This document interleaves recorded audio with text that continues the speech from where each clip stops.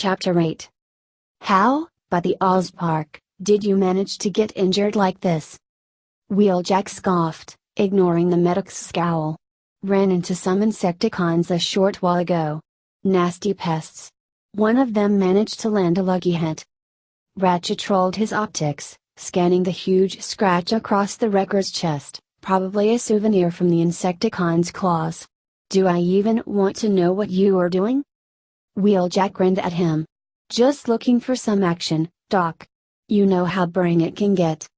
The medic glared at his patient, contemplating if he should scold him for calling him Doc again, but decided to leave it in favor of chiding the wrecker about his rash behavior instead. You deliberately search for trouble and then come here to get patched up when necessary, is that what you are saying? Wheeljack laughed. You got it, Doc. Ratchet refused to say any more as he would probably just get more irritated. He continued to study the wounds. Luckily it wouldn't take too long for the wounds to heal. He had just started to work on the largest gash when there was a loud beeping sound coming from the computers. Don't go wandering around, the medic told the wrecker, who snorted loudly. Sure thing, Doc. Ratchet swiftly walked to the computers to check the status. Smokescreen was once again lobbing with Bulkhead, making awful lot of noise with its stupid scrap ball of theirs, Wheeljack eyeing them enviously. Bumblebee was talking with Optimus and the Scout was enthusiastically telling something to their stoic leader, waving his hands animatedly. The only one absent was RC, who had left to scout the area not too long ago. Their ninja guests had, after meeting Wheeljack, retreated back to their room.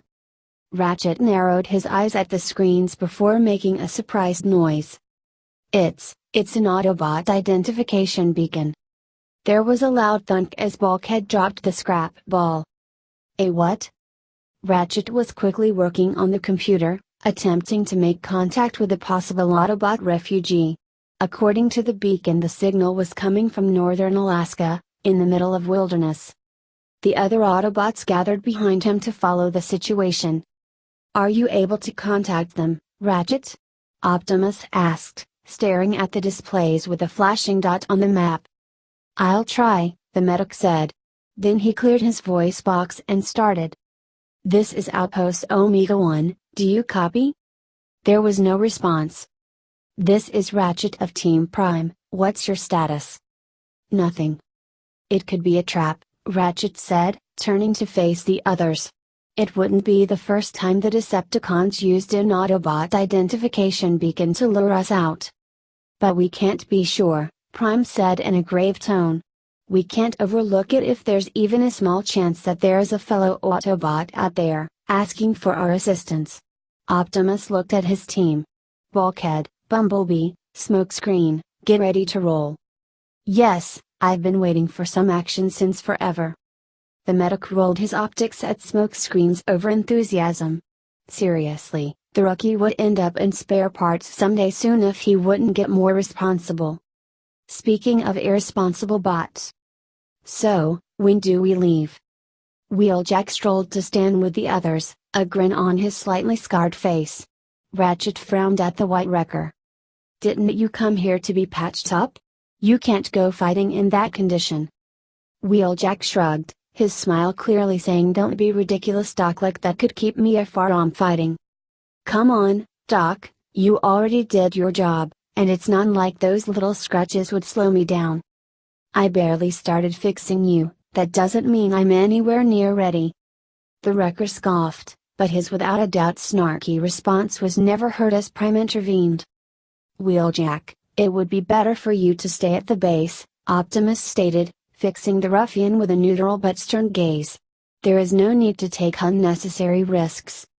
For a moment Ratchet thought Wheeljack was going to object, but in the end he just rolled his eyes as if the matter didn't really even interest him. Whatever you say, boss. As Ratchet opened the ground bridge and watched half of Team Prime walk through it, he almost wished Optimus had taken Wheeljack with him so the medic wouldn't have to deal with fight-deprived annoyed wrecker. The white bot sighed and shut the bridge, watching the green light die out. While he continued to patch the other bot up, Ratchet wondered if all the wreckers had been as immature and reckless as Bulkhead and, especially, Wheeljack. He wouldn't be surprised if that was the case.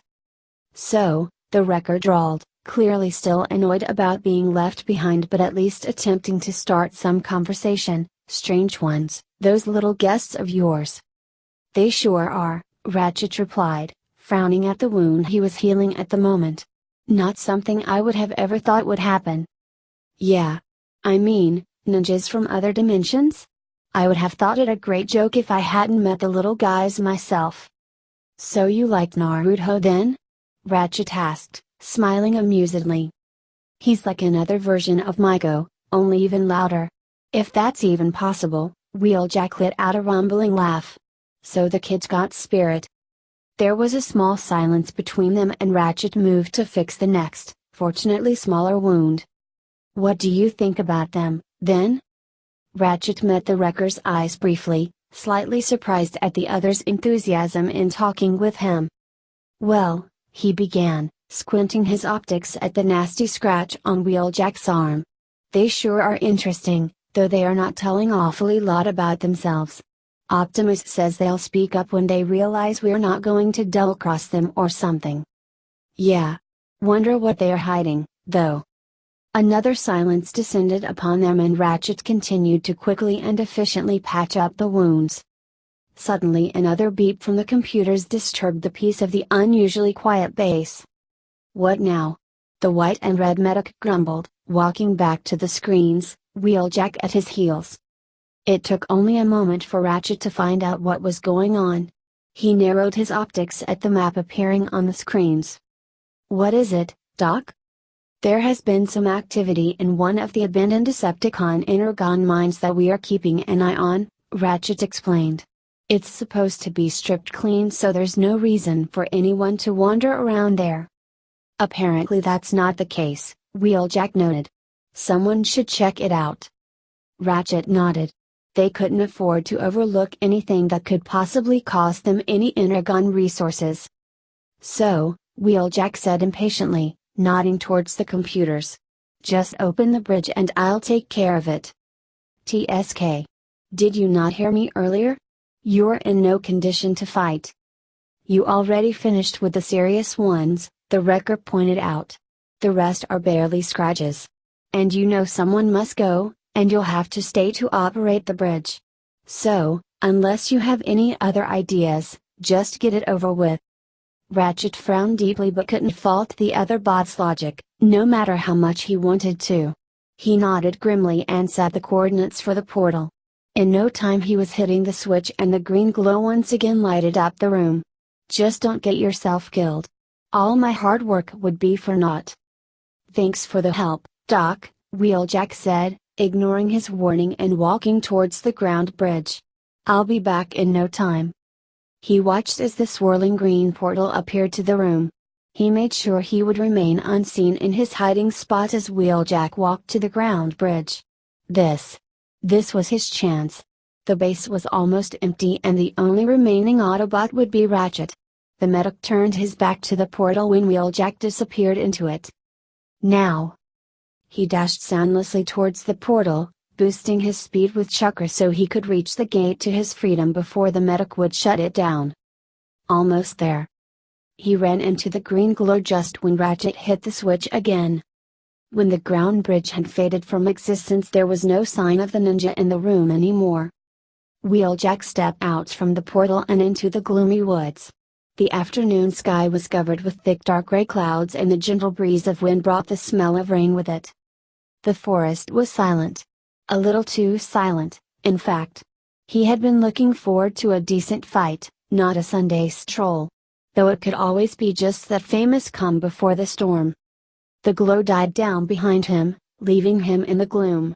The wrecker let a lopsided grin spread on his face. It was nice to help Team Prime again and he was glad he could do it on his own this time. It was time to get ready for some serious con cutting. Whoa! Where are we? You got to be kidding me. What do you think you're doing, kid? The wrecker asked in a very unamused tone, turning around to face Uzumaki Naruto who stood some steps behind him. The blond boy was looking around curiously, turning his head like an owl as he tried to see everything at once. It's just a forest. What is there to see anyway? Getting some air, of course. The boy declared, meeting the Autobot's gaze with a stubborn glare. Do you know how long I've been stuck in that place? It was about time I got out a little. And you decided to do it now? Just because this place is quiet now doesn't mean it couldn't soon be crawling with cons. And that was apparently the wrong thing to say. Cool. Came the excited reply. I was looking forward to a rematch. Wheeljack snorted. A rematch? Come on, you're just a... I'm not a kid. Naruto countered, voice fierce and blue eyes blazing. I've been a ninja for 3 years. I can take care of myself. Wheeljack narrowed his eyes, taking a step towards the little annoyance. You might be a good fighter back home, kid, but that doesn't mean that same rules apply here. You've seen, what, one con and you think that's enough? Wheeljack let out a bark of laughter. You wouldn't stand a chance. Naruto seemed to be less than happy about the wrecker's attitude. Then there was a foxy grin spreading on his face. So, what I need is to see more action. If I can follow you around and watch you fight, the next time I see bad guys I'll be able to beat them. The blonde boy smiled smugly at him, clearly proud of his reasoning. Wheeljack sighed mentally. Why couldn't this heist have been just a simple beat out the cons job? He hadn't signed up for babysitting or arguing with human teenagers. Why did the kids always tag along? He felt kind of bad for Bulkhead for a moment. His friend had to deal with the little pests even more. Okay, maybe a pest was too harsh a word, they were cool kids after all. And on top of all they were running out of time. The con ratchet had spotted wouldn't loiter around and could be gone at any second while he spent his precious time by bickering with a child. If his old team from the war had seen him now they would have laughed until their voice boxes stopped working. Or until he had beaten the spark out of them. But if the kid would stay out of trouble. Yeah, right, it could be good for him to see some real example of taking out a con. And on top of that, the White Wrecker couldn't help but feel sympathetic for the young man who had been forced to stay inside 4 walls the whole time. Wheeljack knew he would get mad after just a few days, or hours, of imprisonment. Fine then, he said, and Naruto let out a victorious yes. You can't tag along but stay out of sight, got that, kid? I didn't come here to babysit you. Yes sir. The blonde saluted him with a huge smile on his face. Wheeljack thought this might be a very bad idea, but there was no more time to waste, and if the kid really was a ninja then he should be fine, right?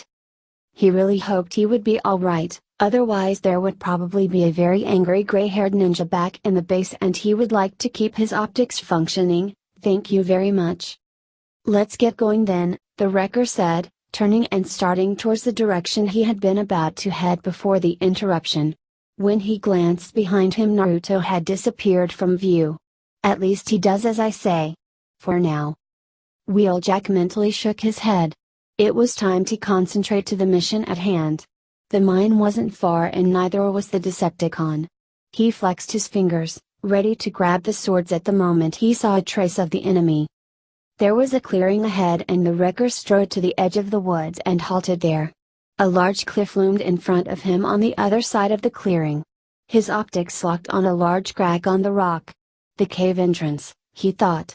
There was nothing out of ordinary in sight and the forest was as quiet as the space itself. Just when he was about to start towards the mine entrance there was a distant sound of footsteps echoing from the cave and the outlines of a slim figure walking towards the woods appeared to the sight.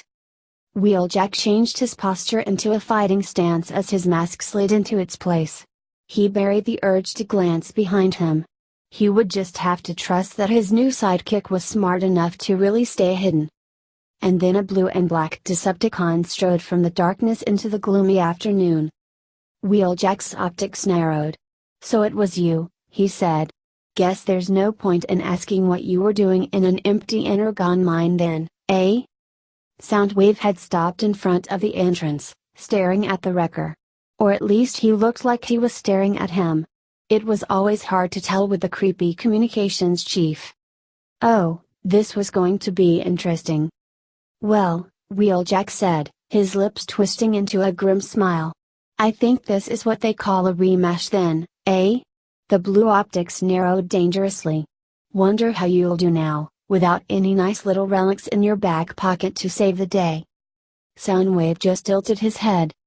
Got nothing to say? A cricket chirped in the distance. There was a silent swoosh as two swords were unsheathed. The visored head remained unmoving. The wrecker grinned. Then let us begin. He darted forwards, leaping into the air and bringing the swords down at the Decepticon. Soundwave dodged the attack at the last second, backing away. Wheeljack's swords hit the ground and the wrecker grunted, spinning around and slashing the katanas at the dark-colored con. Soundwave swiftly evaded, stepping to side and bringing one arm to block the next swing of a sword. The wrecker growled, advancing nonetheless and stabbing the other sword at the communications chief's midsection. Soundwave dodged and the next thing Wheeljack knew was one of the silent con's tentacles rushing towards him. The wrecker hit it aside, determined to keep the blasted things away from him. This was not going to be a repetition of their last encounter. The fight continued and the two robots moved around the clearing, slashing and kicking and evading and blocking. It had started to rain, big lazy drops falling from the skies. The water was running down the communications chief's visor and dripping from the two unsheathed swords as Wheeljack once again dashed forwards, aiming a deadly strike at the con's head. Soundwave tilted his helm away and the blade only slightly grazed the side of his head. Then, for a moment, the blue and black Decepticon looked like he was looking at something over the wrecker's shoulder. Wheeljack grinned behind his mask, racing towards his opponent in a vicious lunge. But apparently Soundwave's attention was back on him, if it had ever wavered, and the con deflected the strikes, but couldn't block the powerful kick the white bot aimed at his chest. The dark robot flew backwards to the ground but stood up almost immediately, way too graciously for someone who had just been kicked. Wheeljack pressed on relentlessly and the fight continued, the only sounds aside the rain being the loud clangs of metal hitting metal. The wrecker was forced backwards as the violet vein tentacle shot towards him. He hit it aside but couldn't quite dodge the next one that managed to grab him by the shoulder and hurl him to the other side of the clearing. Scrap, the wrecker thought while picking himself off of the ground, glancing furiously at the advancing con. As another one of the tentacles came down towards him he swatted it away with a swing of his sword, then aiming another strike at Soundwave. The blade made a long scratch across the other mech's chest and Soundwave staggered back, fingers grazing the gash. Wheeljack raced forwards triumphantly, ready to plunge the other sword to the con's chest and finally end this. There was a sound of approaching flyers, clearly audible over the rain. Wheeljack's optics widened a bit. Reinforcements? A clang echoed in the clearing as Soundwave once again blocked the strike with one arm. Wheeljack snorted. So you're calling back up then? Couldn't handle me on your own?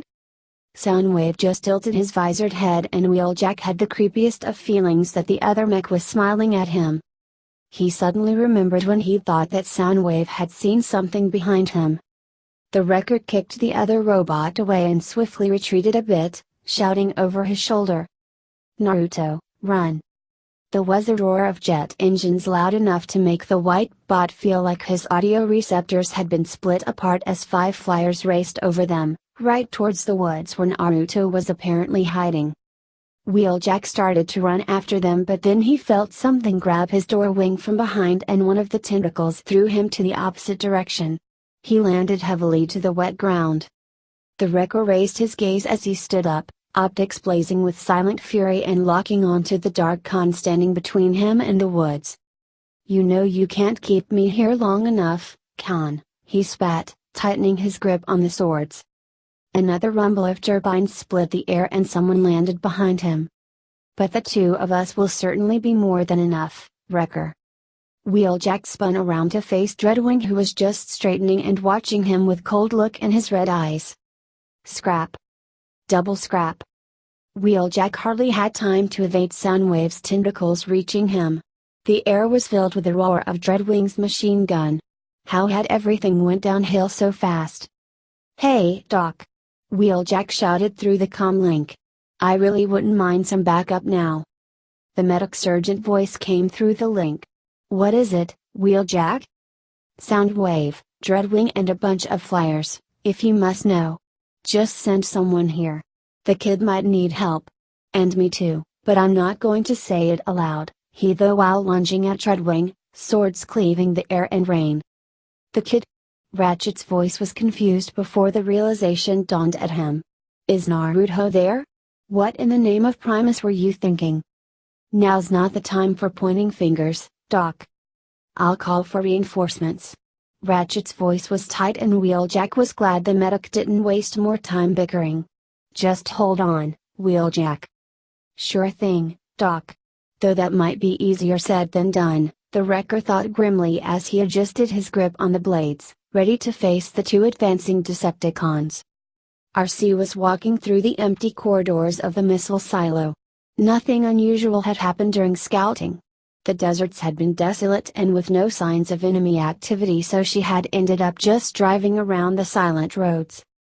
After a long drive around the base, she had returned to the silo only to find it almost as empty as the deserted roads. Ratchet, once again absorbed by his work, had been hunched over the computers, curtly explaining that the others had left for missions. Nothing crucial, apparently, as there had been no contacts through comlink from either party. RC had left him with his work and headed to check their interdimensional visitors. Her opinion about the two ninjas had hardly changed over the week. She still thought nothing good could come from keeping two strangers who had told almost nothing about themselves in their only sanctuary against the Decepticons. But Optimus Prime was still sure they would eventually open up. RC scowled. She had kept her opinions to herself after the first few days, but she couldn't bury the feeling of uneasiness whenever the ninjas were in the same room. The blue femme sighed. Maybe she was paranoid. But she didn't want to take any chances either. She reached the room in which their guests were camping in and found no other than Hate Kakashi strolling through the open door. Ah, afternoon, RC-san, the gray-haired man said, smiling that infuriating eye smile of his. Afternoon. RC didn't smile but tried to avoid looking too suspicious or annoyed. She glanced at the shutting door and asked, reading with that student of yours again? Oh no, Naruto left a while ago. That boy can't concentrate on things like that for too long, Hate replied smoothly. Funny, RC thought. Didn't see him with Ratchet either. She was just about to voice her thoughts as Kakashi spoke again. Came to check we are not tearing down the base, RC-sen? The ninja's voice was just a little too amused. RC arched an eyebrow. Is there a reason to? The blue bot had a feeling the man in front of her was smiling again, but he couldn't be sure with the mask and all. I think we promised we were not going to cause any trouble. And I think I said I don't trust you. Kakashi rolled his lone eye, but before he could answer, RC turned slightly away from him, bringing one hand up to receive the message through comlink. Yes? RC. Ratchet's voice was urgent. Get here right now and bring Kakashi with you. What is it? She saw the ninja frown as he tried to deduce what was being said on the other end of the conversation. Wheeljack's in trouble. A short pause. And Naruto too. RC's blue optics widened a bit and she glanced at the man beside her. There were dozens of questions swirling in her mind, but she pushed them aside. Instead she replied, "We'll be there." She let her hand drop as she turned to face the ninja, a serious look on her face. Let's get going. Your student is in trouble. Naruto was running. He dashed through the woods, jumping over fallen trees and puddles and avoiding moss-covered stones. There was a sizzling sound behind him and the ground below his feet exploded. He jumped away, rolling on the forest floor and quickly scrambling up. This was not how his first fight with the Decepticons should have gone. He had stayed hidden just like Wheeljack had told him to, sneaking in the bushes and behind the trees, but still closely following the fight happening in the clearing. And what a fight that had been! A death match between two gigantic robots certainly was among the coolest things he had ever seen and would probably reach to the top of the list. And he had been closely observing how the particular blue and black robot had fought.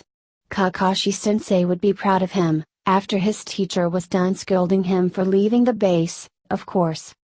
He had been almost sure he had stayed away from sight, but apparently that had not been the case, as suddenly there had been a bunch of flying, without a doubt Decepticons heading right at him, shooting red beams of light towards him. And that's when he had decided it would be better to retreat a bit. He avoided another beam of deadly light, continuing to run.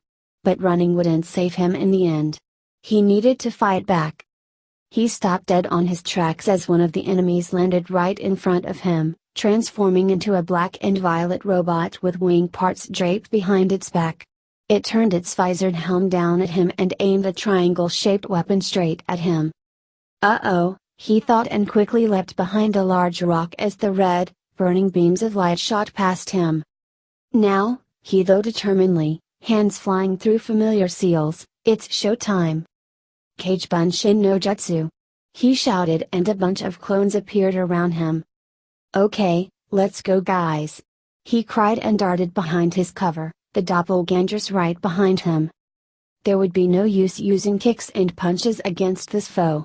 The freaking thing was made of metal, and Naruto was smart enough to realize that he would just end up breaking his hands, even with chakra-enhanced attacks. The Decepticon took a few steps back when the group of clones and one original ninja rushed forwards. The beams of light, nearly as tall as he, shot through the rain, hitting two of the clones, which disappeared in puffs of white smoke. That's not fair, Naruto thought while running towards the con, trying to get behind it as the clones distracted the robot. However, the amount of Kage Bunshins was quickly decreasing as the robot mercilessly shot them down. Now, Naruto thought, and couldn't help but grin when starting to form the next jutsu with one of his remaining clones. Rasengan!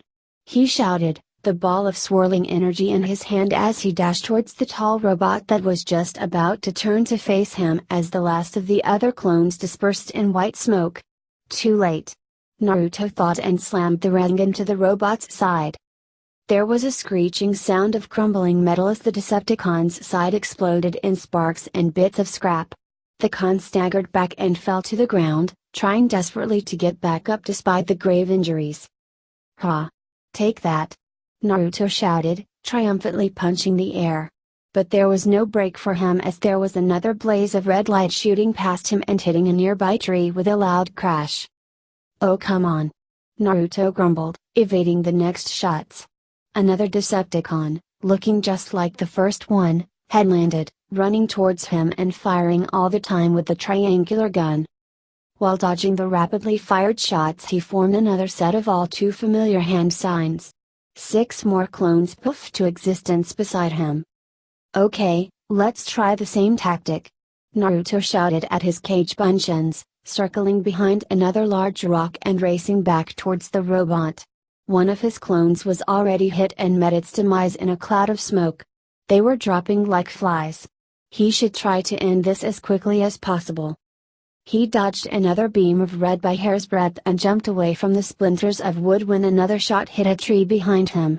There was a roar of turbines and another flight mode con rushed over him, firing its own set of red beams that again reduced the number of the teen's shadow clones. Whoa, Naruto thought, his mouth now a grim line. This is harder than I thought. Though I am quite badly outnumbered. He really hoped Kakashi-sensei would be here to aid him. But for now he was alone, and that would have to do. He was about to dash past the Decepticon when the robot suddenly, instead of attempting to shoot him, slammed its fist down at him. He jumped away, rolling on the ground and scrambling up into a crouch. One of his clones jumped and kicked the con in the head. The attack had no real effect, but it was a welcome distraction as the Decepticon turned to get rid of the clone. The blonde was up again and forming another Rasengan with the help of one of the shadow clones. Then he was running towards his foe, jumping on a rock and aiming the Rasengan-filled palm to the back of the neck of the con, who was busy getting rid of the remaining clones. There was another sound of exploding metal and the Decepticon dropped to the ground, unmoving. One more down. Naruto grinned, landing in a crouch over the fallen enemy and straightening. He had no time to dodge as a one more Decepticon was suddenly flying towards him. The red bolt of light hit the ground right at his feet and he was thrown backwards by the blast, landing roughly on the forest floor wet from the rain. Ow ow ow! He groaned, rolling onto his back. His body felt battered but fortunately not broken, though he probably had some quite colorful bruises forming. He was just about to drag himself up again when the third Decepticon landed practically on him. He let out a shout of surprise and fright but had no time to evade when the robot brought one of its claw-like hands down, piercing his right forearm and pinning it to the ground, making him cry in pain. Damn damn damn! He thought frantically. The thing knew how he used his jutsus and was quite efficiently preventing him from using any techniques. This is bad. The red-visored head turned to stare at him eerily as the con crouched above him. Naruto swallowed. Not good. Not good at all.